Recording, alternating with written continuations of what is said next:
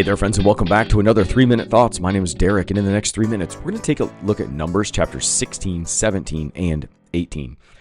In Numbers chapter 16, there's a rebellion that happens. It's Korah and Dathan and Abiram, along with about 250 other leaders. They start to challenge Moses and Aaron. They're claiming that you have gone too far. The whole community is holy.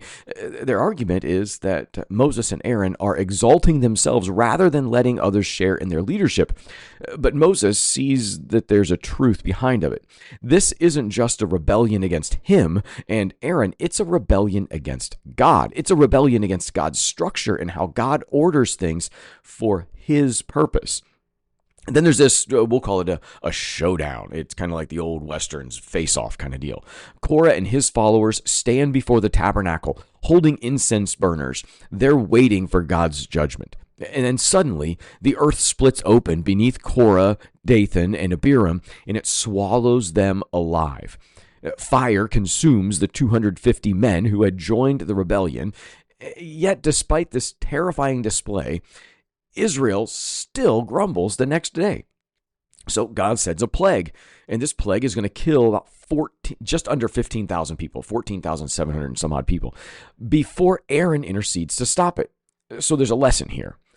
Challenging God's authority leads to destruction, but intercession brings mercy. Now, this doesn't mean that every time we question God, he's going to open the ground and swallow us alive. But the problem was their hearts were turned inside. Their hearts were against God. Not just God, why is this happening? But they were dead set against the way God had called them to live. Chapter 17 shows us how God settles his leadership dispute once and for all. He instructs the leaders of the church, of each tribe rather, to establish a staff and place them in the tabernacle. And then the next day, Aaron's staff is budded and blossomed and produces almonds. And clear evidence that God has chosen him as high priest. This staff is then placed in the Ark of the Covenant as a reminder that God appoints his leaders, not people. This is where we get our doctrine of the call in the church, how we as Lutherans anyway, we have our pastors who are called through the church body. God calls the pastor through the church. All right, so chapter 18, we've only got a couple seconds left here.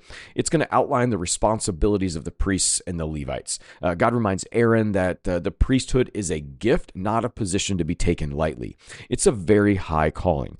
God also establishes the tithe and offering system, how God is going to care for his people and the church and provide for the future of life together. All right, that's all we've got time for today. Be well, friends.